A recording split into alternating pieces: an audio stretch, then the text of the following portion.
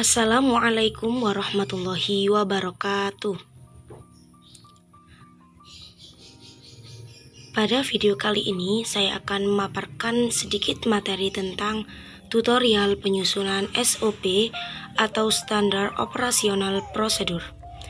Sebagai bentuk pemenuhan tugas mata kuliah Manajemen Administrasi Perkantoran dengan dosen pengampu Bapak Ali Mustafa MPD yang disusun oleh Efirza Rahma Putri Naryansyah dengan NIM D93219074, mahasiswi Program Studi Manajemen Pendidikan Islam, Fakultas Tarbiyah dan Keguruan UIN Sunan Ampel, Surabaya. Sebelum belajar cara penyusunan SOP, ada kalanya kita harus mengetahui pengertian dan pentingnya SOP. Pengertian dan pentingnya SOP. Dalam Jurnal Agora volume 3 nomor 1 tahun 2015 dijelaskan, pengertian SOP atau Standar Operasional Prosedur adalah panduan tertulis apa yang diinginkan dan diperlukan pegawai dalam melakukan pekerjaan. SOP berisi visi, misi, target, dan job description suatu pekerjaan. Dengan SOP, pegawai dapat mengetahui apa yang harus dikerjakan, tujuan dan target pekerjaan yang akan dilakukan itu apa. Pekerjaan juga menjadi lebih efektif. Semua aktivitas pegawai bergerak ke arah dan tujuan yang sama dapat dipastikan. Kesalahan dalam melakukan kegiatan dapat terminimalisir, sehingga seluruh pekerjaan dapat dilakukan dan selesai secara efisien dan efektif. Selanjutnya, penjelasan mengenai prinsip-prinsip dalam penyusunan SOP. Prinsip penyusunan SOP yang pertama adalah prinsip kemudahan dan kejelasan. Prosedur-prosedur standar yang akan disusun harus mudah dipahami dan dapat diterapkan oleh seluruh pegawai, terutama oleh pegawai baru. Prinsip yang kedua adalah prinsip efisiensi dan efektivitas. Dengan prinsip ini, pekerjaan lebih cepat selesai dan hemat biaya. Prinsip yang ketiga yaitu prinsip perhatian dan keselarasan. Antar prosedur harus selaras dan saling berkaitan. 4. Prinsip keterukuran.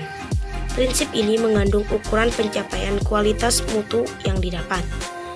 Untuk sistematika penulisan SOP itu meliputi 7 bagian. 1. Tujuan. Tujuan berisi tujuan untuk apa saja SOP dibuat. 2. Ruang lingkup. Ruang lingkup itu berisi batasan di mana SOP akan digunakan. 3. Acuan.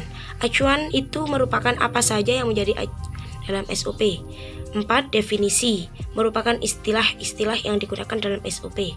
5. Prosedur, yang berisi tanggung jawab dan wewenang pelaksanaan, pemantauan, dan pengendalian.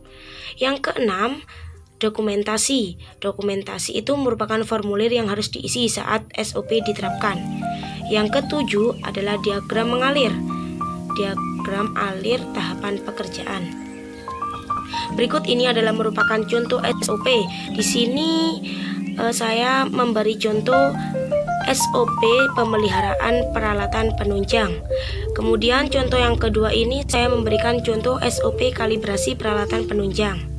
Mungkin di sini ada bagian atau sistematika penulisan SOP yang meliputi tujuan. Tujuannya ini memastikan peralatan yang digunakan untuk menjamin penyimpanan dan distribusi alat penunjang aktivitas kerja telah dikalibrasi dan seterusnya. Kemudian di sini ada yang mengacu atau yang menjadi objek dalam SOP. Seperti yang dibuat oleh manajer, yang dibuat oleh manajer representatif, yang disetujui oleh direktur. Itu maksudnya itu kayak acuan seperti itu.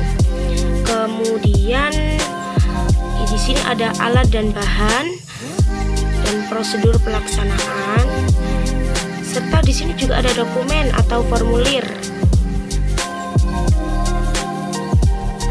Kemudian penjelasan mengenai langkah-langkah membuat SOP. Langkah yang pertama yaitu 1. Membentuk tim penyusun standar operasional prosedur penyusunan dan penerapan SOP. 2. Menentukan perencanaan kegiatan tim penyusunan SOP. 3. Menyusun standar operasional prosedur perusahaan. 4. Menentukan format atau bentuk standar operasional prosedur. Dan yang kelima adalah validasi standar operasional prosedur. atau SOP. Dalam validasi standar operasional prosedur, ini meliputi uji coba SOP, evaluasi uji coba SOP, serta pengesahan dokumen SOP. Berikut penjelasan mengenai cara menyusun SOP atau standar operasional prosedur. Yang pertama, kita harus membuat susunan kerja. Langkah ini merupakan pondasi utama yang akan mempengaruhi kualitas SOP di kemudian hari. Yang kedua adalah merencanakan alur proses.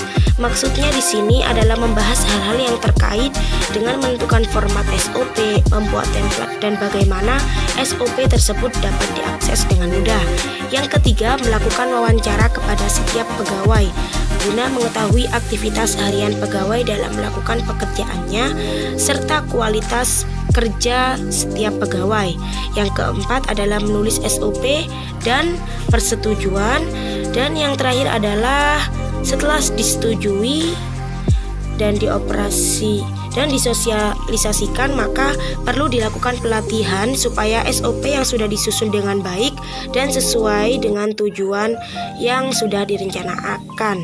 Sekian penjelasan dari saya, semoga bermanfaat. Wassalamualaikum warahmatullahi wabarakatuh.